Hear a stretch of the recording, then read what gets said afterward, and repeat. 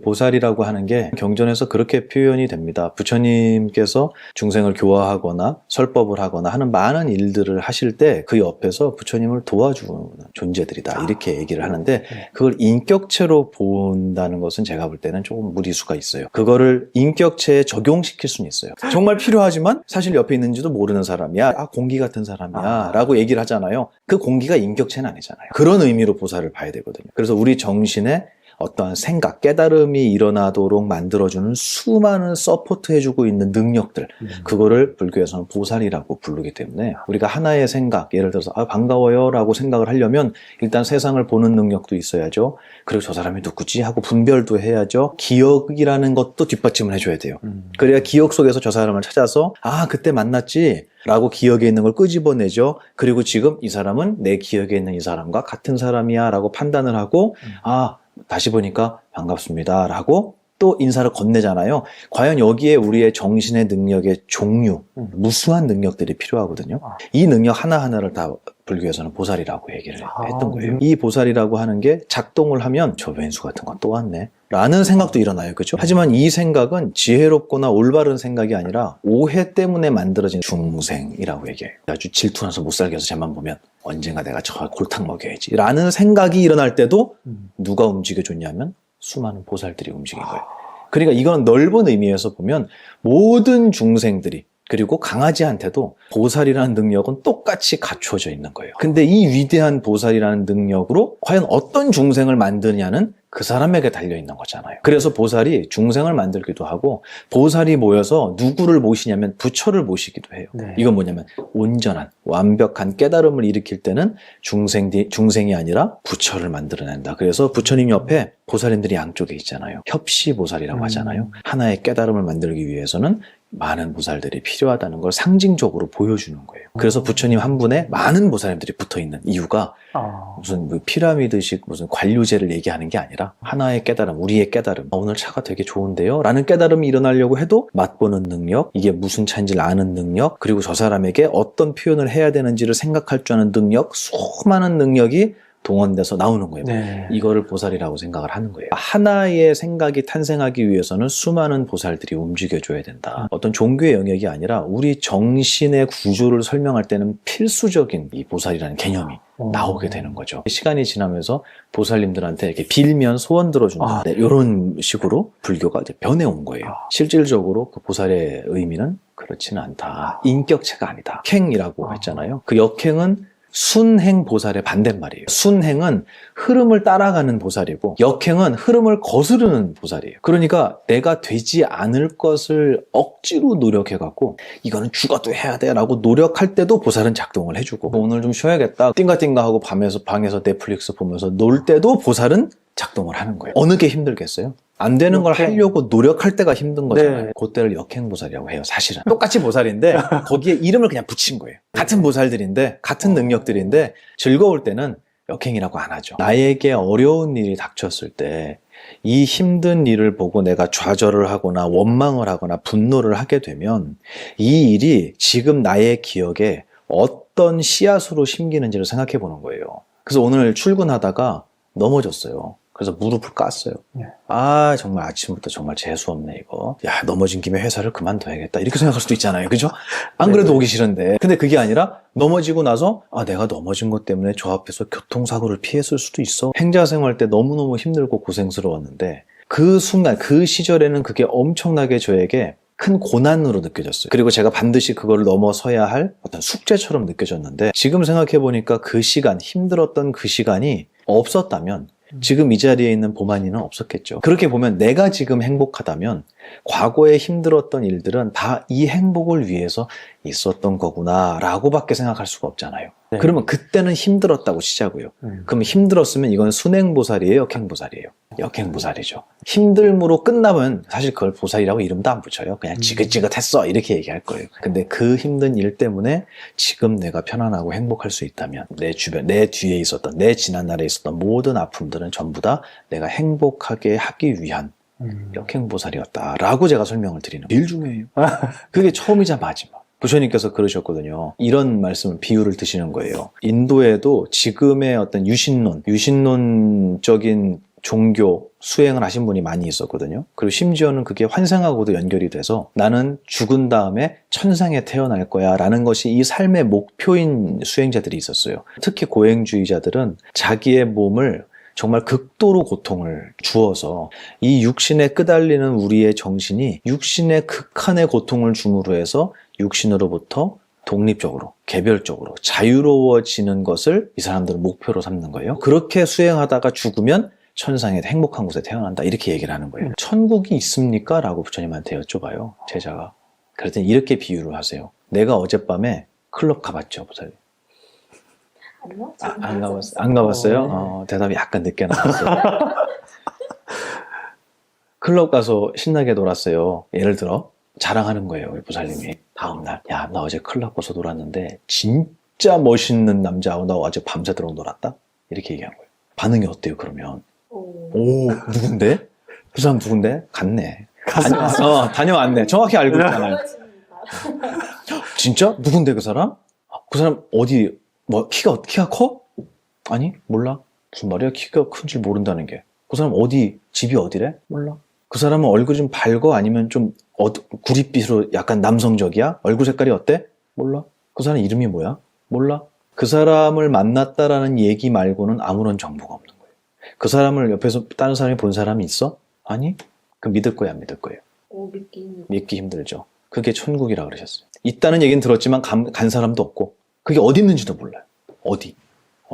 제가 이 얘기를 왜 하냐면 그렇기 때문에 천국을 부정하는 게 문제가 아니라 그게 문제가 아니라 지금 행복 안 하면 언제 행복하겠느냐라는 얘기를 하시는 거예요. 죽은 후의 행복을 위해서 우리의 삶, 지금이라는 삶을 고통으로 채워나간다는 것은 어려운 일이다. 그건 맞지 않다. 그렇기 때문에 우리는 행복하려면 지금 행복해야 되는 거예요. 근데 우리는 내일의 행복을 위해서 지금을 고통으로 채우는 것에 되게 익숙해져 있어요. 그래서 아무리 오래 살아도 그 내일의 행복이 안 와. 올 것 같은데 안 와. 온 것 같은데 내가 기대했던 그 행복이 아닌 거예요. 이런 고통들을 겪게 되는 거예요.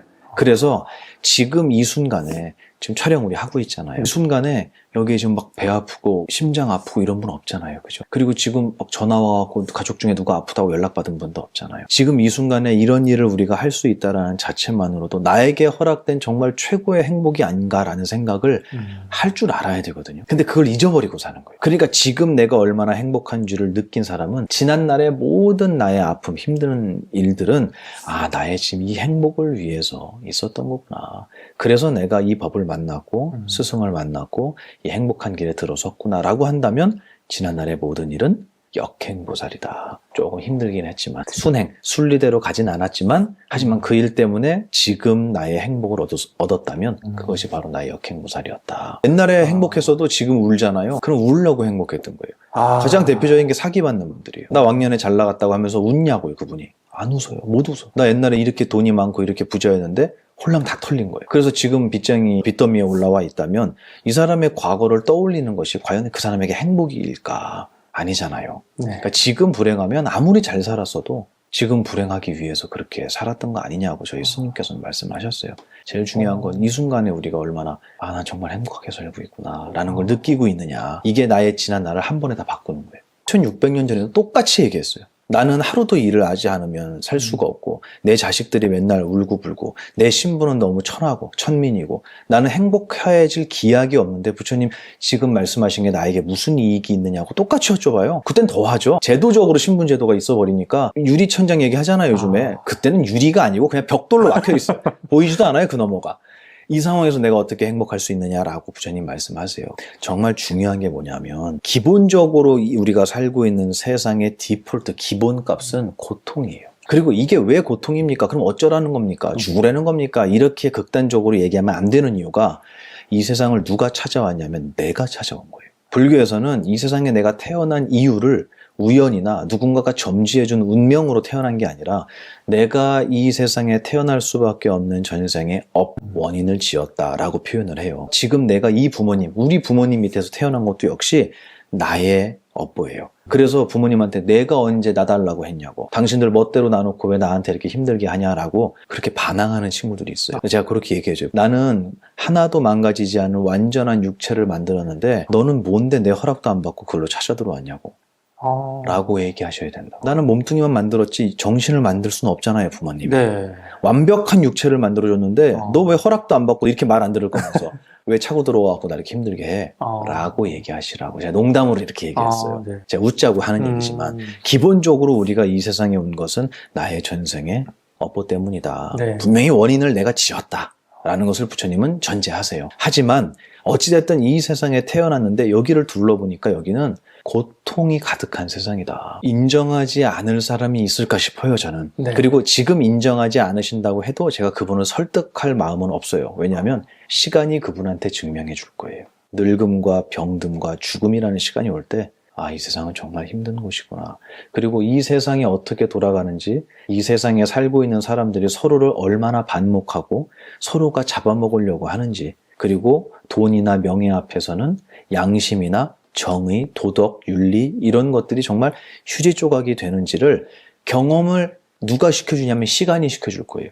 그리고 그 속에서 어떤 게 진짜 행복일까라는 고민을 그분이 당연히 하게 된다고 봐요. 그만큼 이 세상은 고통의 세상이다. 부처님은 고통이라는 것에 대해서 굉장히 상세하게 설명하세요. 네. 그러니까 이 불교를 모르는 분들은 야, 이거 다 때려치고 죽으라는 얘기인가 보다. 나 재밌는 일도 많았는데 왜 저렇게 말씀하시지? 그게 아니라 우리가 즐겁다고 이야기하는 거는 정말 유한적이라는 거예요. 그래서 뭐라고 표현하시냐면 내일의 행복을 위해서 지금을 고통으로 채워나가는 사람들은 고통의 시간은 길고 행복의 시간은 너무 짧더라는 거예요. 네. 그 경에 그대로 나와요. 고통의 시간은 너무 길어. 노력하는 시간은 너무 길고 행복이 있을지 모르겠지만 있다고 하더라도 그 행복은 너무 짧다라고 경에 나와요. 그럼 우리의 인생을 전체를 통틀어 봤을 때 내가 하기 싫은데도 노력하고 인내하고 억지로 했던 시간과 정말 행복해서 신나서 뛰어다녔던 시간하고 비교가 되겠냐고요. 이 물리적인 시간의 양이 비교가 안 되죠. 그만큼 이곳은 고통의 세상이다. 그러면 여기가 왜 고통의 세상이냐고 물어서는 안 돼요. 제가 그걸 여쭤봤거든요, 큰 스님께. 네. 그랬더니 뭐라 그러셨냐면 옛날에 그런 일이 있었어요. 제가 고등학교 때 싸움에 한번 붙은 적이 있어요. 이게 방송에 나가도 되는지 모르겠는데 또 학폭 또 걸려갖고 때리진 않았습니다. 너무 부조리한. 왜냐하면 그때는 오락실이 많았었어요. 근데 제가 절에서 학교를 다녔으니까 버스가 하루에 몇 대 안 돼서 이제 절에 가려고 친구들하고 버스를 기다리는데 놓친 거예요, 버스를. 조금 늦어서.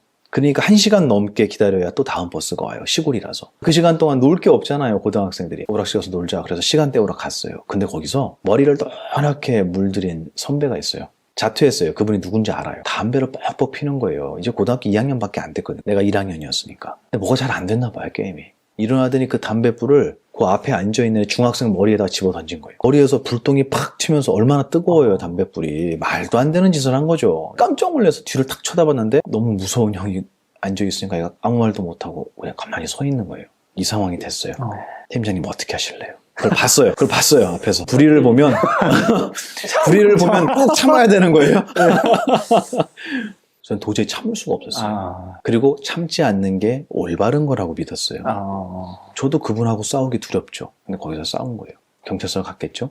저녁에 밤늦게 절에 돌아왔어요. 그리고 제가 큰 스님께 말씀드렸어요. 스님, 이런 일이 오늘 있었는데 도저히 참을 수가 없습니다. 그런 거를 보고선 참을 수가 없습니다. 그런데 참자니 내가 미쳐버릴 것 같고 안 참자니 이렇게 피곤합니다. 경찰서를 다녀야 되고 주먹질을 해야 돼요. 얻어 맞아야 돼요. 어떻게 해야 돼요, 도대체? 제가 여쭤봤어요. 어떻게 해야 돼요, 스님? 그랬더니 뭐라 그러시냐면 너 거기 안 가면 돼, 그러시는 거예요. 원래 그런 곳이. 원래 불량한 친구들이 오고 담뱃불을 나보다 약한 애 머리통에다 집어 던지는 일이 비일비재한 그런 곳이에요. 누가 찾아갔죠? 내가 찾아갔어요.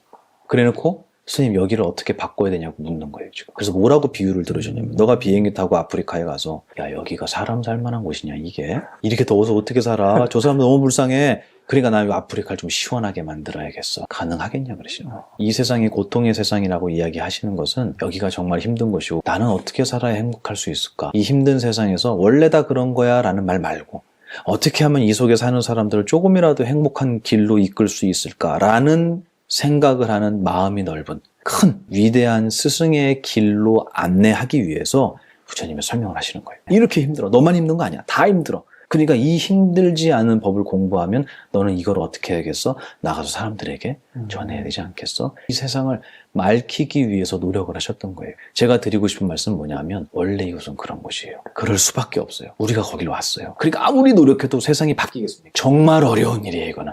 정말 어려운 일입니다. 어려운 일이에요. 아무리 우리가 이 말씀을 공부하고 자유로워져도 세상은 안 자유로워요.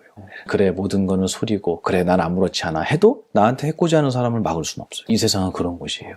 그렇기 때문에 고통이라는 걸 얘기한 거예요. 그러니 지금 팀장님 말씀이 저는 100% 이해가 되는 거죠. 그럼 이 세상 속에서 어떻게 해야 되겠습니까? 스님은 행복해 보이지만 우린 아니잖아요. 이제 무슨 공부를 하게 되냐면 그러면 우리가 여기를 왜 오게 됐느냐? 왜 우리가 이렇게 고통스러워졌느냐? 여기서 부처님의 인과법이 빛을 발하는 거예요. 내가 원인을 심었기 때문에 결과를 이렇게 받게 된다. 기억도 나지 않는 그 장면이. 그렇죠. 바로 거기까지 얘기를 하시는 거예요. 예. 왜냐하면 그 얘기를 안 하면 내가 이번 생에 뭘 그렇게 잘못했다고요? 이렇게 나온다고. 그게 아니라 전생부터 내가 기억하지 못하지만 씨앗을 심지 않고 열매가 어떻게 맺혔겠느냐. 이것은 반드시 누구도 피할 수 없는 법칙이기 때문에 단지 내가 기억나지 않는다고 해서 그것을 부정해서는 안 된다. 내가 지었으니까 다 달게 받아야지. 여기서 끝나는 게 아니에요. 그게 아니라 더 중요한 건 뭐냐면 지금이라 그랬잖아요. 지금은 무슨 씨앗 심고 있냐는 거예요. 그동안 쌓아왔던 것에 대한 결과는 비록 내가 어리석어서 지금이라는 시간을 힘듦으로 고통으로 채우고 있을런지는 모르겠어요. 내가 어리석어서. 하지만 그 고통, 지금의 상황, 이것을 바라보는 내 눈을 또다시 부정적이고 원망하는 눈으로 그것을 해석하고 있다면 지금이라는 시간에 나는 다시 원망하고 부정하는 씨앗을 또 심고 있잖아요. 그러면 이 씨앗이 자라서 열매를 맺을 때는 어떻겠어요? 똑같은 거예요. 이 고통이 영원한 거예요. 그러니까 이제 부처님께서 우리의 스승이 얘기를 해주시는 거예요. 옛날 거는 얘기하지 말자. 왜냐면 그거는 씨앗을 심었고 그 열매는 너 무조건 받아야 돼. 미안하지만. 너가 알아서 받아야 돼. 그런데 중요한 건 너 지금도 심고 있어. 그럼 지금 심는 거는 옛날 같은 거 심으면 안 되지 않겠어? 라는 얘기를 해주시는 거예요. 정말 감사한 얘기예요, 이거는. 그러니까 질문이 달라져요, 이제. 저는 왜 이렇게 고통스럽습니까? 전생에 뭔 죄를 졌길래? 이 질문에서 그럼 부처님 저는 지금 올바른 씨앗을 심고 있습니까? 라는 질문으로 바뀌는 거예요. 이제 지금에 대한 질문을 하기 시작하는 거예요. 그래서 제가 이런 말씀을 드릴 때도 내가 어리석어서 지난날 살아왔던 것에 대한 결과는 그래 내가 감내해야 돼 라는 저는 용기를 가지셨으면 좋겠어요. 몰랐으니까 우리가. 나빠서가 아니고 몰랐기 때문에 지금 이 모양으로 살았던 거예요. 하지만 앞으로도 그럴 수는 없잖아요. 그러니까 지금 이 순간에 내가 이 자리, 지금이라는 이 자리를 어떤 눈으로 바라보고 어떤 씨앗으로 그것을 해석해서 심을 것이냐는 나에게 달려있는 거예요. 그래서 누군가가 나한테 안 좋은 소리를 했을 때 조연수 같은 거 내가 언제 복수할 거야 라는 씨앗을 심을 건지. 넘어졌다 그러면 막 좋아하잖아요. 뒤에 가서 화장실 가서 웃잖아요 혼자. 네. 힘이 있는 것 같아. 그게 아니라 그런 씨앗 말고 정말 세상을 위해서 내가 무엇을 할 수 있을까라는 큰 마음을 갖는 씨앗도 씨앗이거든요. 과연 그것의 열매는 어떨 것인가. 누구라도 수행자의 씨앗을 심었으면 좋겠다 라는 얘기를 해요. 이건 종교하고 상관없이 내가 지금 어떤 말을 하고 어떤 행동을 하고 어떤 마음가짐을 갖고 있느냐, 그걸 불교에서 삼업이라고 하잖아요. 신구의 삼업을 지금 내가 어떻게 닦고 있지? 내가 누구 욕하고 있나? 원망하고 있나? 내가 방금 말 이상하게 한 것 같은데? 나 말 이렇게 하면 안 되는데? 이거는 세상을 보는 게 아니라 나를 보는 거잖아요. 수행자라고 하지 않습니까? 모두가 자기를 돌아보는 수행자가 됐으면 좋겠어요. 그러면 여기에 10명이 있는데 10명이 각자 자기를 본다면 여기는 세상을 바꿔야 할 이유가 없어요. 이미 바뀌어 있어요. 근데 나는 안 변하고 세상을 바꾸려고 해요, 사람들이. 그 바뀌겠냐고. 그 사람들도 똑같거든요. 자기는 안 바뀌고 남을 바꾸려고 하고 있거든요. 끝없는 전쟁이에요, 여기. 그게 아니라 모든 구성원들이 자기가 변하려고 노력한다면 그런 사회에서는 세상을 바꾸려는 노력은 필요가 없어요. 이미 바뀌어 있어요. 저는 그거를 꿈꿔요. 그래서 이거는 어떤 불교의 부처님 믿어야 된다 이런 얘기가 아니라 우리가 그동안 어리석어서 잘 몰랐기 때문에 함부로 내디딘 발걸음 때문에 나에게 지금 힘든 일이 왔다면 이거를 조금 더 지혜롭게 바라보고 어떻게 하면 나의 내일은 나의 오늘보다 더 행복해질 수 있을까? 아, 그것은 지금에 달려있는 것이구나. 그러면 지금 내가 어떻게 행동하고 있는지를 잘 돌아봐야겠구나 라고 생각한다면 이 사람은 수행자예요. 과거에 대한 얘기, 미래에 대한 얘기, 그것보다는 현재 지금에 대한 얘기가 중요하다라고 말씀드린 거고, 행복하지 않은 저희들은 어떻게 해야 됩니까? 라고 물어본다면 지금이라도 시작하라고. 지금이라도 심기 시작해라. 저는 꼭 말씀드리고 싶어요. 난 이미 틀렸어 이러지 마시고. 힘들게 하는 사람이 있으면 쟤 때문에 나는 더 발전할 거야. 나를 괴롭히는 저 사람 때문에 나는 더욱더 단단해질 거야. 라고 얘기한다면 그 사람은 역행보살인 거잖아요, 나한테. 나를 불편하게 하는 사람을 그렇게 바라볼 수 있는 문화가 생긴다면 저는 굉장히 긍정적이라고 생각해요. 한국 불교만 보살님이라 그래요. 원래 여성, 남성 신도분들을 부르는 이름이 있어요. 남자는 우바세라고 해요. 여자는 우바이라고 하고요.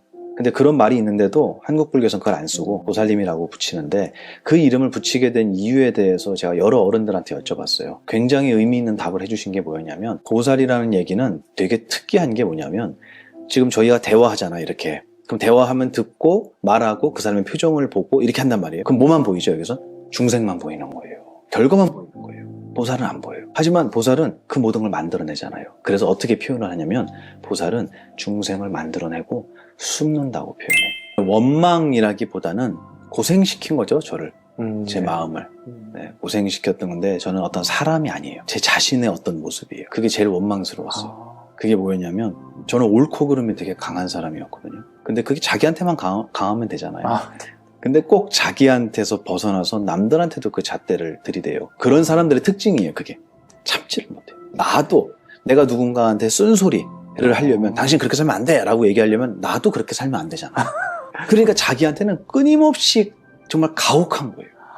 근데 저는 그걸 자랑스럽게 생각했어요. 저의 젊은 시절 10대, 20대를 알고 있던 분들은 정말 찔러도 피 한 방울 안 나오겠다. 정말 저 사람은 지독하다. 어떻게 저렇게 완벽하게 자기의 삶을 설계해서 그대로 살 수 있느냐. 어떻게 보면 기계 같은 거예요. 로봇 같은 거예요. 대단해 보일 수는 있어도 아름답지는 않아요. 저는 그걸 멋이라고 생각했어요. 그게 잘하는 수행자라고 생각했어요. 저는 제 스스로의 옳고 그름이 강했던 지난 날이 저한테는 제일 원망스러운. 그렇다고 그거를 제가 말 그대로 원망하지는 않아요. 네. 근데 그것 때문에 제가 이 공부를 하게 됐어요. 왜 내가 눈 돌리는 데마다 이렇게 못마땅한 사람들이 많지? 처음에는 넌 이게 틀렸어, 넌 이게 틀렸어 맨날 이렇게 지적만 하다가 네. 어느 순간이 되니까 내 마음에 드는 사람이 한 명도 없는 거예요. 그러니까 어느 날 제가 질문을 하더라고요. 내가 이상한 거 아닐까?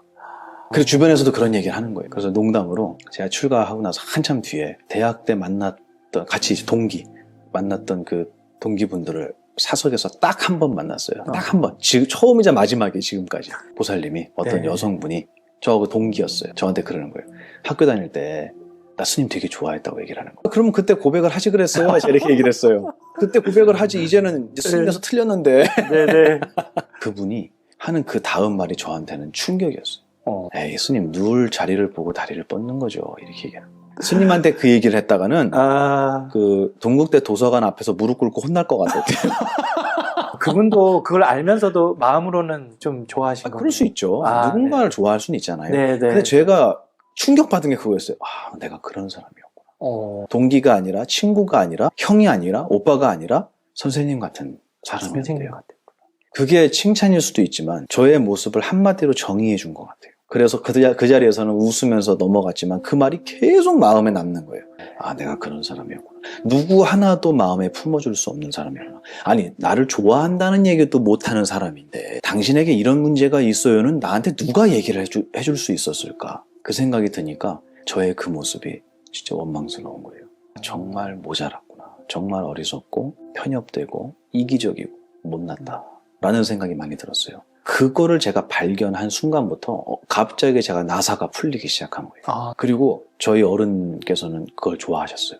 네. 약간 이렇게 정신 나가 있는 애 있잖아요. 똑똑한데 심각한 사람보다 멍청하고 웃는 게 훨씬 낫다 그러셨어요. 그래도 다 굴러가. 다 굴러가. 근데 저는 그게 용납이 안 되는 거예요. 아니 어떻게 일을 하는데 실수를 해? 그러다 보니까 제가 그 뒤에 허당기가 되게 많아요, 제가. 근데 그거를 억지로 제가 이렇게 감추고 살았던 거예요. 인위적인 노력을 통해서 덮었던 거예요. 그러니까 남들은 몰라요. 근데 그 뒤에 제가 출가하는 시간이 한참 지나면서 그게 못난 게 아니라는 거를 이제 알게 되고 정말로 마음의 고삐를 놓아버렸어요. 있는 그대로의 모습을 보이는 거예요. 근데 그때 사람들이 뭐라 그러냐면 아, 스님 되게 웃겨요가 아니라 스님도 실수하세요? 저는 그 말이 야, 내가 정말 못났구나. 그러니 내 앞에서 스님 제가 이렇게 못났습니다 라고 얘기할 수 있는 사람이 있었겠냐는 거예요. 저는 겉으로는 완벽해 보이는 사람이었을지는 모르지만 누구도 저에게 자기의 고민을 털어놓을 수 있는 사람은 아니었던 거예요. 너무 날카롭고 속상한 저의 모습이었고 그 모습을 깨닫는 순간부터 제가 수행의 방향이 결정된 것 같아요. 좀 더 자유롭게 좀 더 가볍게, 그리고 누군가가 자기의 이야기를 하거나 자기의 모습을 보일 때 저울질하지 말자. 너 몇 점, 너 몇 점, 너 몇 그램, 너 몇 그램, 너 50 몇 그램, 아, 넌 탈락. 너 내 옆에 뭐다. 이런 거 있잖아요. 나는 너 정도의 부류하고는 안 맞나? 이런 사람 되게 많아요. 사회생활 하면서도. 우리 레벨은 아니야, 그 사람. 정말 교만한 생각이에요. 그 사람은 다 알지도 못하잖아요. 그리고 자기는 몇 레벨인지 자기가 판단한 거예요. 남이 판단해 준 게 아니라 그렇죠. 자기가. 네. 이런 모습을 제 스스로한테 발견했기 때문에 저는 네. 그러면 안 되겠다. 아무리 못난 사람이라고 해도 자기의 이야기를 저분은 들어줄 것 같아 라고 보였으면 좋겠다고 생각했어요. 그래서 그때부터는 제가 마음을 좀 이렇게 놓고 열었던 것 같아요. 그러면서 저의 그 속에 담겨있던 정말 못난 것들 있죠. 네. 그런 것들이 막 우르르 쏟아져 나오기 시작하는 거예요. 근데 그때는 안 힘들었어요. 왜냐면 이거는 부끄러운 게 아니라 그냥 나의 모습이에요. 그리고 네. 그게 어떤 모습이든 간에 진짜 나는 그거하고 상관도 없어요. 이건 다 지나가는 것들이고, 저는 그때가 어떻게 보면 저의 역행보살이 아니었을까. 저를 정말 힘들게 했지만, 그리고 저의 주변 사람들을 아프게 했지만, 그거 덕분에 제가 이 길을 가고 수행의 방향을 결정하게 됐다. 그런 면에서는 저한테는 큰 도약의 계기가 됐죠. 내가 못난 모습을 보여주는 거예요. 굉장히 중요한 기술이에요. 우리 팀장님도 핸디캡이 있죠. 예. 그리고 많습니까? 맞아요. 아시네요. 들켰네요. 네. 근데 그게 어떤 거든 간에 네. 내가 사람들한테 정말 보여주기 싫은 어떤 그런 모습이 누구에게나 있거든요. 최고의 유머는요, 자기의 핸디캡을 유머로 쓰는 거예요. 그걸 보고 깜짝 놀랐어요. 그런 사람들이 있어요. 근데 아무도 그 사람을 미워할 수가 없어요. 자기의 부족함을 숨기거나 가면을 쓰는 게 아니라, 그리고 누군가 그쪽 얘기를 하는 것 같으면 불같이 화를 내는 사람이 있거든요. 어떻게 보면 방어 기제인 거예요. 자기 네. 아픔에 대한. 근데 그게 아니라 오히려 자기가 건강한 사람은 그거를 밖으로 내놔요. 남들이 먼저 그 얘기를 하기 전에, 남들이 하기도 힘들어하지만 네. 내가 먼저 이걸 가지고 자기가 개그로 승화를 시키는 거예요. 그래서 어떤 일이 있었냐면, 제가 아는 이제 부부가 있었어요. 근데 젊어요.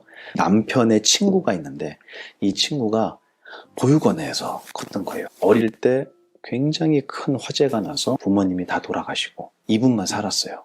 근데 아기 때 화상을 너무 심하게 입은 거예요. 그래서 하필이면 또 얼굴에 화상이 그렇게 심해서 정말 처음 보는 사람은 흠칫 놀랄 만큼 외모가 그렇게 변하신 거예요. 이거는 정말 지옥과도 같은 벌이죠. 하지만 이분은 놀란 게 뭐냐면, 이 자기 친구가 그런데, 친구끼리는 뭐 남자들끼리는 그게 아무렇지 않을 수 있잖아요. 오랫동안 같이 봤으니. 근데 자기의 아내는 그 사람을 보고 놀랄 수 있잖아요. 근데 소개를 시켜주는 자리에서 내 친구가 있는데 소개시켜줄게. 그리고 이제 아내를 데리고 나간 거예요. 근데 그 사람이 딱 나타났는데 너무 놀란 거예요. 이 표정 관리가 안 되는. 그분이 그렇게 얘기했대요. 아내한테. 자기 친구잖아요, 남편이. 얘 이름을 부르면서 얘보다 내가 잘생기지 않았냐고. 저한테 시집 오실래요? 그 얘기를 듣고 누가 웃지 않을 수 있어요. 근데 그게 그분을 비하하거나 비난하거나 우습게 보면서 웃는 게 아니에요. 내가 얘보다 훨씬 잘생기지 않았냐고. 나한테 시집 오라고. 자기의 외모를 이미 자기는 극복한 거예요. 그때 그 여성분이 한 얘기가 진짜 멋있어 보여요. 저는 이거 같아요. 자기의 부족하거나 자기의 못난 부분은 아까 얘기한 역행보살이거든요. 그거를 바깥에 내놓지 못하고 숨기려고 하는 거 있잖아요. 이거 자체가 자기가 볼 때는 더욱더 그걸 곰게 만드는 것 같거든요. 자기의 부족한 것을 개그로 승화시키는 거예요. 자기가 목소리가 안 좋으면 목소리 안 좋은 걸로 하고요. 자기가 월급이 적으면 월급이 적은 걸로 얘기를 하는 거예요. 농담을 하는 거예요. 키가 작으면 키가 작은 걸로 농담을 하는 거예요. 이거는 정말 최고의 개그고요. 유머고요. 그 얘기를 들은 사람은 그 사람을 전혀 다른 눈으로 보기 시작하거든요. 이게 저는 큰 사람이라고 생각해요. 속세에서 많은 분들이 사회생활을 하시면서도 그런 것들을 한번 이렇게 돌이켜 보시는 건 되게 중요할 것 같아요. 내가 부족하고 숨기고 싶은 거를 오히려 더 이야기함으로 해서 많은 사람들이 나에 대해서 아름다운 눈을 뜰 수 있게 만든다면 정말 중요한 기술이다. 그러면 스님께서 예전에 굉장히 완벽주의자와 같은 삶을 사셨을 때는 별로 재미가 없으셨어요? 재미 하나도 없었어요. 정말이에요. 그래서 뭐라 그러냐면 후배들이, 형은 스님이죠. 스님은 항상 화가 나 있는 표정인데 뭐가 그렇게 못마땅하고 심각한지, 그리고 모두를 혼낼 준비를 하고 있어요. 보면서 하나도 안 행복했어요. 그거를 나 이렇게 옛날에 이렇게 했어요, 이게 아니라, 그게 아니라 그거를 정말 유머러스하게 가볍게 진지하지 않게 얘기하는 거예요. 네. 정말 이거는 중요한 기술 같아요. 대부분 내가 이 개그를 칠 때 저 사람이 반응을 해야 될 텐데 머쓱해지고 네. 뭐 하나면 어떡하지 이런 걱정을 하죠, 하고 그거. 불발도 재밌는 거거든요. 재미가 없어도 재밌잖아요. 아 불발도 재밌는 거네. 예, 그럼 제가 이렇게 얘기를 하면 안 웃을 때가 있어요. 아니, 웃자고 얘기했는데 왜 이렇게 다큐를 찍냐고 제가 그러거든요. 아 그것도 재미 같아요. 그렇네요. 재미없음까지도 재밌게 느껴지는 게 심각하지 않기 때문에. 큰 스님께서 진지하면 속은 거야. 수행에 있어서 가장 큰 저에게는 조언이 그거였어요. 네. 수행도 심각하게 하면 재미없어요. 공부도 심각하게 하면 재미가 없어요. 네. 지옥 같아요, 지옥 정말. 뭐든지 재밌게 좀 했으면 좋겠다. 좀 그게 저에게 있어서 가장 필요했던 얘기. 왜냐면 제가 너무 진지한 사람이었기 때문에 덕분에 이런 법을 얻게 됐잖아요. 그러니까 이것도 감사한 거죠, 저한테는. 많은 분들이 좀 진지하지 않았으면 좋겠어요. 그래서 아까 여기 올 때도 저희 팀장님이 운전을 이렇게 해주셨는데 저희 옆에 있던 트럭이 저희 앞으로 되게 들어오고 싶었나 봐요. 근데 깜빡이를 되게 늦게 켜고 들어온 거예요. 근데 저희가 이렇게 커브를 트는 길이라서 그 사람 비켜주지 못하고 신호대기에 걸렸어요. 네. 그랬더니 이 사람이 빵 그러는 거야. 자기가 들어오려고 하면서 그렇게 화를 내는 사람 처음 들었어요. 그러더니 막 창문을 열고 막 어쩌고저쩌고 해요. 그러더니 또 금방 가더라고요. 그런 순간에 그게 왜 그렇게 기분이 나빴을까요, 도대체? 나한테 감히 이렇게 나에게 브레이크를 밟게 브레이크를 만들었냐. 밟까? 예, 뭐 정말 그 정도의 화를 낼 만한 일이었어. 지금 생각해보면 웃기잖아요. 예, 그게 그쵸. 뭐라고. 그게 뭐라고? 근데 그 당시에 그 사람 표정은 너무 진지한 거예요. 그러면 뭐가 문제냐면 저희는 안 받으면 그만이에요. 그 사람의 분노를. 뭐 임마 그러고 같이 문을 열면 그때부터 그 분노를 받은 거예요. 그때부터 악연이 시작돼요. 그게 아니라 무시하고 넘어가면 끝이에요. 웃긴 얘기 중에 하나가 돼버려요. 저한테 힘들잖아요. 하지만 그 사람이 그때 화를 내고 빵빵 내고 화를 냈을 때 그때 막 입으로 욕을 했을 때 그 당시에 그 사람의 기억 속에는 어떤 씨앗이 들어가냐는 거예요. 이거는 심각한 문제예요. 저희는 웃음거리였지만 웃긴 얘기 중에 하나로 기억됐지만 그 사람은 웃긴 얘기가 아니에요. 그 과보는 누가 받겠습니까? 본인이 받는 거예요. 근데 몰라요. 그렇게 사니까 나에게 이런 일이 왜 오니잖아요. 내가 씨앗을 심은 걸 인지를 못하고 있는 거예요. 매 찰나마다. 너무 안타깝잖아요. 전 해주고 싶어요, 얘기를. 미안합니다. 당신이 내 앞으로 오시도록 제가 자리를 비켜드렸어야 되는데 미안합니다. 그리고 내가 사과하라면 사과하겠어요. 그러니까 제발 진지하지 좀 않게 웃으면서 가십시오. 그게 뭐라고. 가을 되면 잠자리 되게 많잖아요. 근데 이렇게 잠자리는 뾰족하고 높은 데를 되게 좋아해요. 그 끝에 꼭 앉아있잖아요. 이렇게 네. 앉아있잖아요. 근데 잠자리가 이렇게 앉아있는데 그 잠자리 때가 되게 많았어요. 공중에. 근데 어떤 잠자리들이 그것도 이제 무슨 그 해수욕장에 자리 맞는 것처럼 자리가 명당이 있나 봐요. 지네 눈에. 네. 그 마음에 드는 나뭇가지가 있나 봐요.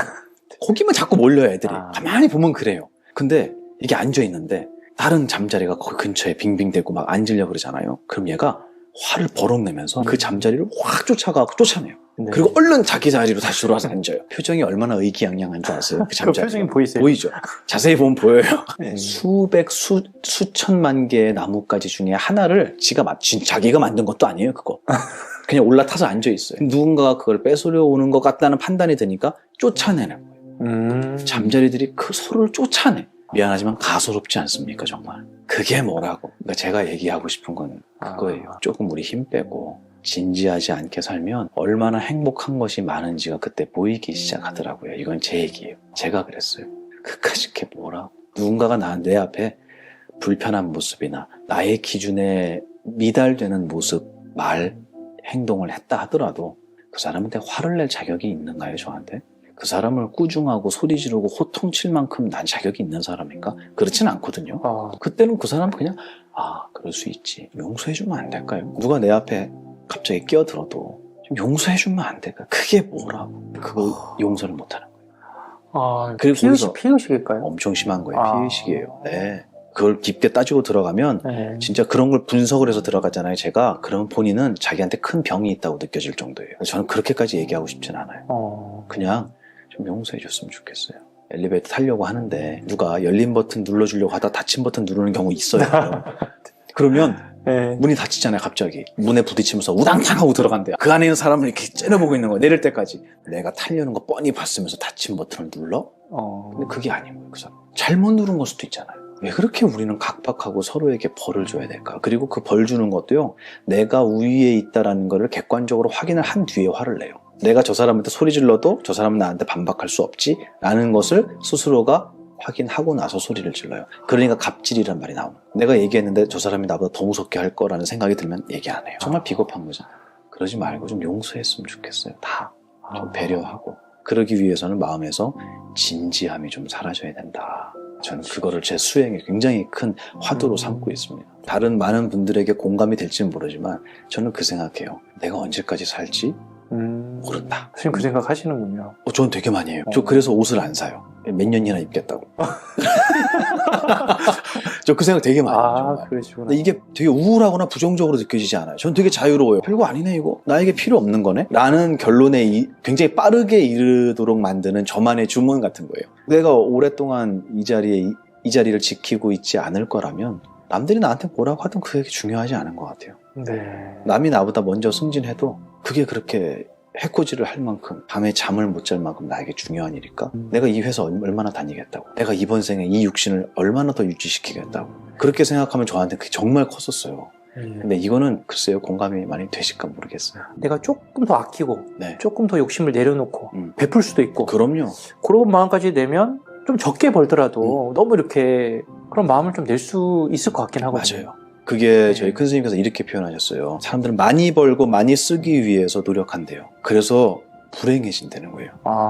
왜냐하면 소비에는 한도가 없거든. 두쫑쿠를 2만 원짜리 사 먹을 수도 있는 거거든. 7시간씩 줄 서서 그걸 사 먹을 수도 있는 거거든요. 그까짓 게 뭐라고. 우리 얼마 전에 뭐예요? 과일에다가 막 설탕물 입힌 거 있잖아요. 탕으로 얼마나 또 대한민국을 뒤집어 놨어요? 다 어디 갔냐고요, 그거. 그러니까 그렇게 줄 서서 사 먹고 그 난리를 쳤던 그것들이 이거는 일시적인 거고 유한한 거야. 이건 영원한 게 아니야 라는 눈으로 그런 걸 봤다면 저는 7시간씩 줄은 안 쓸 것 같아요. 왜냐하면 두쫑쿠는 좀 이따 가격이 떨어질 거예요. 그때 사 먹으면 돼요. 그때 사 먹어도 되고요. 안 먹어도 그만이에요. 그게 뭐라고. 근데 모두가 하면 나만 안 한다라는 생각 때문에 뒤처진 거라고 생각해요. 혼자 남아서는 자기의 목소리, 나라고 하는 자존감이 너무 떨어지기 때문이에요. 그런 사람들이 대부분 자기의 직책을 나로 삼고 통장 잔고를 나로 삼거나 아파트 평수나 자동차를 나로 삼거나 내가 사는 학군을 나로 삼거나 이런 사람들이 많아요. 근데 그거는 나쁘거나 잘못된 게 아니라 진짜 내가 무언지에 대한 공부를 한 번도 배워본 적이 없는 거예요. 너무 안타까워요.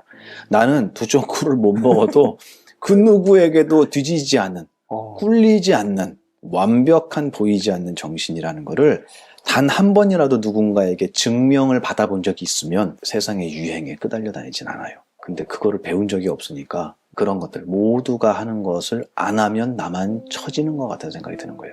아니 내가 왕자인데 돈이 수천억 수조가 있는데 남이 두쫑쿠 사 먹는다고 7시간 줄 서겠냐고요. 나 아무 때나 먹을 수 있어. 이게 아니더라도 안 먹어도 돼 그거. 그리고 그거 찍어서 SNS 안 올려도 돼요. 올린 자를 반성하게. 그거잖아요. 이거 봐라 나 이거 먹었다 이러고 자랑하는 거예요. 네. 그거 안 해도 충분히 당신은 자랑스럽다. 전 이 얘기를 해주고 싶은 거예요. 그렇게 하지 말란 얘기가 아니라 그런 것들로 당신이 빛나지 않습니다. 그런 것들은 생각보다 유한하고 일시적인 거라서 그런 걸로 자기를 삼으면 초라해집니다. 옛날에 한동안 왜 빚내서 자동차 사는 수입차 사는 젊은이들이 많았잖아요. 네. 많이 없어졌다고 하더라고요. 그게 시작이 된 게 SNS 때문에. 그 전에는 자동차를 끌고 다녀도 많이 보여줄 수가 없는 거예요, 사람들한테. 근데 지금 SNS가 있기 때문에 사진 한 장으로 모든 사람에게 나 이런 차를 타고 다닌다고 자랑할 수 있잖아요. 이게 사람들이 부러워하는 나를 만들고 싶은 거예요. 그럼 그 전에는 어떤 나였다는 거예요. 제가 여기까지 할게요. 그게 자기의 스스로의 정의를 자기가 내리고 있는 줄 몰라요. 자업자득이잖아요. 그 얘기예요. 자기가 짓고 자기가 그 과보를 받는 거예요. 자업자득. 자기가 받고 있잖아요. 그러니까 남 미워하면 제일 힘든 사람이 누구겠어요? 제일 첫 번째로 힘든 사람이 자기잖아요. 그런데도 그렇게 미워해요. 그러니까 그거를 역행보살이라는 표현으로 원수로 보지 않고 나의 수행에, 나의 발전에, 내가 더 자유로워지는 길에 그것을 써먹을 수 있게 도움을 주는 존재로 바라보는 눈을 알려주시는 거예요. 만약에 그게 아니라면 너는 나에게 수행에 방해가 되니까 너는 사라져야 돼. 너도 없어야 돼. 너도 없어야 돼. 그러면 마지막에 뭘 없애는 줄 아세요? 자기의 육신을 없애야 돼요. 이게 부처님 당시에 실제로 있었던 일이에요. 그래서 계율이 만들어져요. 자살하지 말라. 자살하지 말라 그러니까 다른 사람한테 스님이 부탁을 해서 죽여달라 그래요. 그래서 정말로 죽여줘요. 그러니까 다른 사람에게 부탁해서 그렇게 죽지 말라고 또 부처님 말씀하시는 거예요. 이게 뭐냐면 너도 필요 없고 너도 방해고 너도 방해야. 내가 행복하고 자유롭기 위한 이 길에 있어서 모두가 방해야. 그러니까 다 사라져난 애들 이게 이루어지는 날이 있겠냐는 거예요. 모질이가 훨씬 더 행복해요. 첫 번째는 자기의 모자란 부분을 감추지 않고, 또 하나는 상대방의 모자람을 드러내지 않는 거예요. 이건 불경에도 그대로 나와요. 상대의 허물을 들추지 않는 게 덮어주란 얘기가 아니라 허물을 덮어주는 건 잘못된 거죠. 그걸 드러내지 않는다는 말은 뭐냐면 그 사람의 잘된 거를 드러내라는 얘기예요. 누군가를 만나면 당신은 이게 참 멋있어요. 당신은 웃는 모습이 참 예뻐요. 당신은 항상 어떻게 이렇게 몸과 마음이 건강할 수가 있어요. 어떻게 이렇게 긍정적이에요? 어떻게 밥을 잘 먹어요? 뭐라도 칭찬하고 찾으면 있단 말이죠. 근데 우리는 그걸 찾는 것보다는 흠을 찾는 것에 훨씬 더 익숙하고 선수예요. 전문가들이, 장인들이에요. 없으면 만들어서라도 찾아내요. 이게 바로 내 주변에 있는 모든 인연들을 악연으로 만들고 있는 나의 어리석음이더라. 그래서 저는 칭찬 되게 많이 해드려요. 누구라도. 저를 위해서 하는 거예요. 스님은 그러면 칭찬을 발견하는 능력이 계속 개발이 되겠어요? 당연하죠. 그것도 연습이에요. 처음에는 칭찬하라고 해도 못해요. 이사 와서 사시는 저희 마을에 있는 분들이 있어요. 그분들하고 회의를 한 달에 한 번 정기 회의를 하는데 그 회의의 1시간 정도 시작 부분은 뭐냐면 한 명씩 돌아가면서 지난 한 달 동안 누구에게 정확하게 구체적으로 언제 어디서 누구에게 어떤 게 고마웠는지를 얘기하는 시간이에요. 한 명은 얘기를 해야 돼요. 꼭 누구라도. 그거 생각보다 어려워요. 생각보다 어려워요. 회의 들어오기 전에 고민한대요. 오늘은 누굴 칭찬해야 되지? 이건 뭐냐면 평소에 누군가에게 고마움을 느끼지 못하고 살아왔다는, 그러면 안 되거든요. 이분들이 꾀를 내갖고 저는 누구를 특별히 칭찬하기보다는 모든 분들께 감사드립니다. 이거는 제가 원하는 게 아니에요. 정확히 구체적으로 어떤 시간 어떤 장소에서 이 모습을 나에게 보여줬을 때 내가 고마웠다.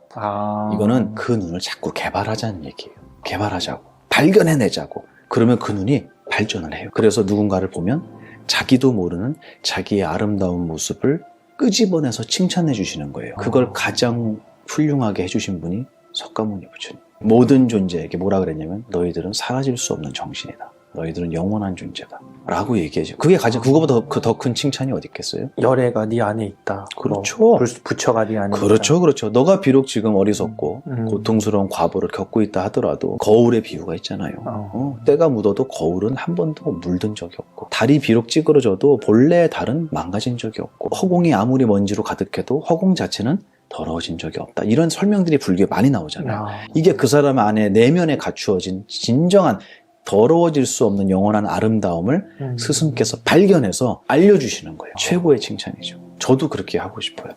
많은 분들에게. 그래서 자꾸 연습하셔야 돼요. 이건 훈련이에요. BTN에서 사내진미 하고 있잖아요. 그것도 제가 처음에 얘기한 게 이거예요. 남성들, 우리 사내들이 연습해본 경험이 없기 때문에 마음은 있어도 표현할 줄을 모른다. 이게 표현하는 것도 연습이다 그랬잖아요. 똑같아요. 누군가의 장점을 발견하고 칭찬해 주는 것도 연습이에요. 그래서 출근하시면 여직원분들 많이 계시잖아요. 동료들 중에. 여직원한테 얘기하는 거예요. 오늘은 머리가 되게 잘 된 것 같아요. 사실 똑같은데.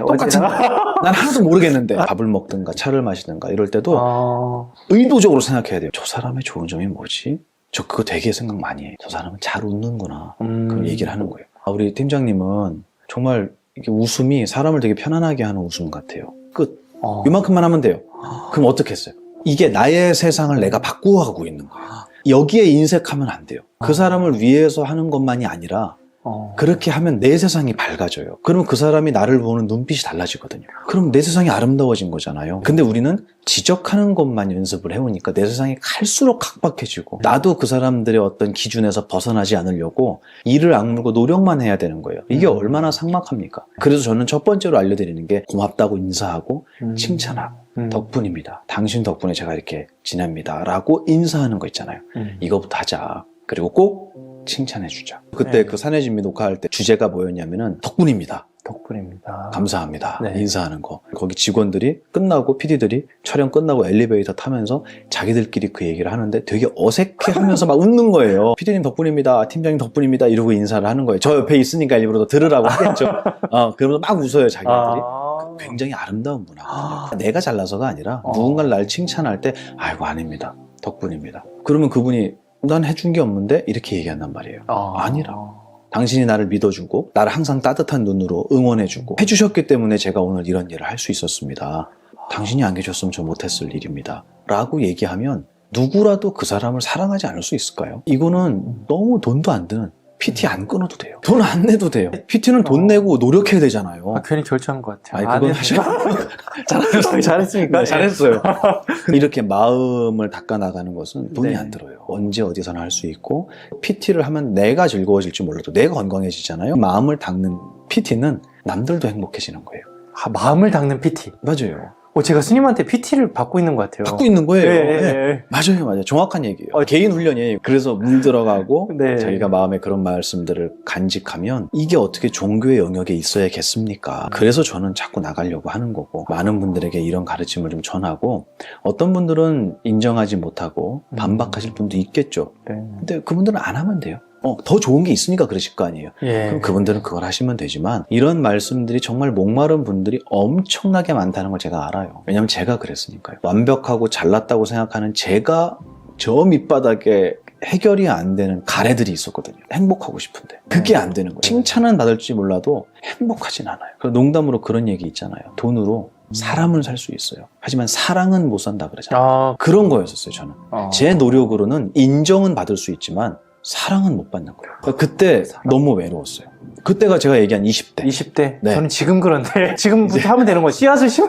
너무 그때에서 크게 비웃으시는데 지금 심어가고 계신 거예요. 금방 할 수 있어요. 칭찬하고 고맙다고 인사하고 미안하다고 사과하고, 내가 별거 아니었는데 내가 그때 이렇게 한 거 좀 불편하지 않으셨어요? 언제든지 힘든 거 있으면 저한테 얘기해 주세요. 제가 바로 고칠게요. 라는 말 한마디로 그 사람이 나를 다르게 보는 거예요. 남자들의, 사내들의 마법, 마술, 언어에, 남자들의 언어는 엄청난 힘을 갖거든요. 언어의 힘을 인지하고 써야 된다고 저는 생각해요. 왜냐면 부처님이 언어로 가르쳐 주셨잖아요. 부처님 몽둥이로 때리거나 바벨 가지고 알려주신 게 아니라 도구가 필요 없어요. 말씀으로 모든 존재를 생사로부터 초월하게 만드시는, 이거보다 더 강력한 무기가 어디 있겠느냐는 걸 직접 보여주신 거라고 생각해요. 최고의 무기, 최고의 연장은 말이다. 그래서 저는 이 말을 하는 거를 책에서도 다루고 싶은 부분이 그거예요. 하루에 한 번씩 무슨 일기 쓰기 뭐 이런 거 말고, 그건 자기가 하는 거고, 그거 말고 우리는 관계 속에 살잖아요. 그 관계 속에서 내가 어떤 제스처, 어떤 말을 통해서, 제스처도 언어니까요. 어떤 언어를 통해서 다른 사람들과의 관계를 멋지게 만들고 다른 사람들을 정말 말 그대로 내 편으로 만들고 사랑을 받을 수 있도록 만들겠는가라는 게 제가 볼 때는 지금 만들려고 하는 책의 목적지 같아요. 사랑받는 사람. 인정받는 거 말고 사랑받는 사람. 여기는 고통의 세상이라 힘들어서 그래 다들. 어떻게 뭐 웃음이 나고 여유가 있겠어요? 그러니까 제가 이거는 연습해야 되는 거다. 연습 안 하면 얻어지지가 않아요. 의도적으로 연습해야 돼요. 사랑받는 연습. 그렇죠. 그거를 그러기 위해서는 어떤 걸 해야 되는지를 제가 계속 여러 가지를 예를 들어드리잖아요. 네. 그렇게 하시면 돼요. 외부에서 보면은 용서라는 단어로 보일 것 같아요. 누군가를 용서하고, 제 개인적인 얘기로는 무시예요. 나쁜 의미의 무시가 아니에요. 이거를 부처님께서 뭐라고 표현하셨냐면 아주 유명한 비유예요. 어떤 사람이 밥을 차려주는데 내가 그 밥을 먹지 않으면 그 밥은 다시 누구의 것이 되느냐? 차린 사람의 것이 됩니다. 똑같이 누군가가 나에게 험담을 하거나 비난을 할 때 내가 먹지 않으면 그 험담과 비난은 말한 그 사람의 것이 된다라고 설명하시는 거예요. 되게 무책임한 말씀 아닌가요? 네. 근데 그런 뜻이 아니라는 게 분명히 느껴지시죠? 그런 얘기를 들었을 때 내가 먹지 않으면 그 사람 것이 된다. 똑같아요. 저는 이런 이야기를 하면서 많은 사람들이 이 역행도살이라는 개념을 가지고, 그래, 저 사람 덕분에 내가 공부하지, 저 사람 덕분에 내가 게으르지 않을 수 있지, 저 사람 덕분에 저렇게 살면 안 된다는 걸 배웠지, 내 모습을 봤지 라고 이렇게 아름답게 봤을 때 그게 다른 사람 눈에는 그 사람을 용서하고 대인관계가 굉장히 원만하고 이렇게 보일 수 있지만, 미안한 얘기지만 내 속에서는 무시하는 걸 수도 있어요. 받지 않겠습니다. 그게 뭐냐면 사양합니다. 당신의 비난은 사양합니다. 미안하지만 안 받겠습니다. 아이고, 마음은 감사한데 말씀은 고맙지만 저는 사양합니다. 표현하진 않아요. 내 마음으로만 생각해요. 그 사람이 그런 얘기를 할 때 나 그게 아닌데 왜 저렇게 얘기하지? 쟤는 맨날 말을 저런 식으로 하지? 이건 벌써 먹은 거예요. 어렵죠? 제가 그랬잖아요. 그렇습니까? 알겠습니다. 열심히 하겠습니다. 속으로 그러는 거예요. 사양합니다. 앞에서는 얘기하면 안 되죠. 대놓고 얘기하면 사양합니다 이러면 이제 잘리는 거죠. 내 마음속에 그 말씀이 정말 가치 있고 귀담아 들을 만한 부분이라면 당연히 수용을 해야겠지만, 그렇지 않은 경우가 우리를 힘들게 한단 말이에요. 근거도 없고. 그런 경우에는 내 마음속에서 미안하지만 죄송하지만 사양하겠습니다. 이렇게 얘기할 수 있는 여유가 될 것 같아요. 용서해 줬으면 좋겠어요. 나를 비난하는 그 사람을 말이죠. 나이가 많으신 분들을 더 미워하거든요. 특히 이렇게 조직 생활에서는 어떻게 미워하냐면 자격도 없는데 저 자리에 있다. 네. 지도 잘 못하면서 우리한테 뭐라고 한다. 알지도 못하면서 자기 마음대로 하려고 한다. 이런 것들은 대부분 윗사람들한테 이제 얘기를 하는 경우가 많고 그 재미로 회사 다니는 거 아닌가 하는 생각도 들어요. 저는 그래서 그게 나름대로의 어떤 이제 스트레스 해소. 그게 진지해지면은 내가 힘들어지잖아요. 네. 거기까지는 안 갔으면 좋겠고 그리고 마음속으로 좀 용서해줬으면 좋겠다고 하는 게 저 사람도 그럴 만한 인생을 살아왔을 거야. 이거 되게 중요합니다. 똑같은 일을 겪어도 나와 저 사람이 같은 일을 겪으면 저 사람은 나보다 더 힘들어할 거야 라는 생각이 들어요. 나보다 더 힘들어할 거라고. 그렇기 때문에 저렇게 행동할 거야. 그게 아니면 밑에 사람들을 괴롭힐 일이 없거든요. 경에 그런 말 나와요. 네. 거북이 잡았는데 못 믿으려니 하여튼 무슨 재해가 있었어요. 근데 이 모든 것이 저 거북이 때문이라고 얘기를 한 거예요. 그래 거북이를 잡아요. 왕이 잡아오라 그래요. 네. 이 녀석입니다. 그랬더니 이놈을 어떻게 하면 괴롭히고 이 고문을 해갖고 고통스럽게 만들까 벌을 줄까 이걸 고민하는 거예요. 이제 어떤 분이 제가 듣기로는 이 거북이가 제일 두려워하는 게 바닷물이라고 해요. 왕이 그래? 바다에다 쳐넣어라. 그럼 이렇게 된 거예요. 바다에 던지니까 어떻게 됐겠어요 거북이가. 내가 싫어하면 걔도 싫어할 거라고 생각하고요. 그러니까 내가 고생했던 거를 대물림을 그대로 시키는 거예요. 그리고 하는 얘기는 야 우리 땐 더 했어. 사실 변명은 아니죠. 하지만 틀린 말도 아닌 것 같아요 제가 볼 때. 그만큼의 아픔을 겪었던 분들이기 때문에 네. 우리가 지금 느끼고 있는 이거는 별거 아닌 걸로 보일 거예요. 하지만 그분이 지금 다시 내 자리로 온다면 나보다 훨씬 더 힘들어하고 못 견뎠을 거다. 좀 전 용서해 줬으면 좋겠어요. 오죽 못나면 저럴까? 라고 생각할 수도 있거든요. 얼마나 외로우면 저럴까? 근데 그게 아니라 을의 입장에서 그 사람을 보면은 정말 악마 같은 사람으로 보이고 네. 욕을 하게 돼 있는 거거든요. 그거는 제가 볼 때 그렇게 지혜로운 씨앗을 심고 있는 것 같진 않아요. 지금 나의 지금을 망치고 있잖아요. 되게 불쌍해요. 그래서 그 모습을 보면 할 줄 아는 게 그거밖에 없어요. 그 상황에서 그 사람은 할 줄 아는 게 그 제스처, 그 행동밖에 없어요. 여러 가지를 할 수 있잖아요, 우리는. 네. 내가 화가 났을 때 다양한 방법으로 표현할 수 있거든요. 근데 저 사람은 저거밖에 못해요. 그러니까 저렇게밖에 못하니까 모든 사람이 저 사람을 미워해요. 너무 불쌍한 거예요. 그렇게 바라보시는 게 좋을 것 같아요. 저는 그렇게 봤었어요. 좀 안타까웠어요. 그래서 그런 인생을 살아왔어요. 그래서 자기의 입지가 얼마나 좁아졌는지 모든 사람이 자기를 싫어하는지를 몰라요. 근데 아무도 그 얘기를 안 해줘요. 해줘도 안 들어요. 너무 불쌍하잖아요. 네. 개가 다쳤는데 치료해 주려고 손을 내미니까 물어요. 그러니까 아무도 개를 치료해 주지 않아요. 그러면 그 다친 개는 도대체 언제까지 고통을 받아야겠어요? 그럼에도 불구하고 아무도 치료 못 해줘요. 제가 볼 땐 딱 그 모양 같아요. 그러니까 가까이 온 사람 다 물어. 왜냐면 아프니까 자기가. 공격하는 줄 알고. 진짜 불쌍한 거 아닌가요? 이거? 네. 정말 눈물 날 일이에요. 그렇게 보시는 것도 큰 도움이 될 것 같습니다. 많이 용서해 주세요. 해결이 뭐 안 돼도 내 마음만이라도 그럼요. 괜찮을 네. 것 같습니다. 해결이 날 일이었으면 벌써 해결하셨을 거예요. 지혜로워서 노력 많이 했잖아요. 해결이 안 되니까 지금 이런 얘기들을 저한테 물으시는 거죠. 해결이 안 됩니다. 그거는. 그럴 때는 부처님 말씀처럼 그건 당신 겁니다. 그건 당신 생각이고요. 나는 안 그렇잖아요. 그러면 미안하지만 그런 말씀은 사양하겠습니다 하고 자기 속에서 받지 마세요. 그리고 정말 오죽하면 저럴까? 저 사람을 누가 사랑해 줄까? 저런 식으로 하는데 너무 외롭고 불쌍해 보이는 사람으로 비춰진다면 그 사람이 어른 아닌가요? 나이 먹은 애들이라 그러셨어요. 나이만 먹은 애들이라. 주변에 어른들이 한 분씩 두 분씩 떠나시잖아요. 어느 날 그 생각이 들더라고요. 아, 옛날에는 뒤에서 새로운 사람들이 계속 태어나고 사회에 이렇게 발을 디디면서 내가 점점 밀려서 이제 어른의 자리로 간다라고 생각을 했어요. 내가 점점 어른이 된다고 생각했어요. 근데 어느 날 보니까 나는 그대로인데 어른들만 사라지는 것 같아요. 왜냐면 내가 이제 어른의 소리를 듣는 나이가 돼가고 있잖아. 언젠가 우리 그 자리에 갈 거 아니에요. 근데 정말로 내가 어른이 됐냐 이거예요. 나는 애기예요. 중학생 같아. 아직도. 근데 내가 어른이라고 봤던 저분은 진짜 어른들이다 했던 분이 다 없어지고 있어요. 내가 어른이 돼가고 있는 게 아니라 그냥 어른들만 사라지고 있는 것 같은 느낌이 드는 거예요. 너무 이게 슬프잖아요. 야, 이제 세상에 어른들이 누가 남으실까라는 그런 안타까운 생각도 좀 들었었어요.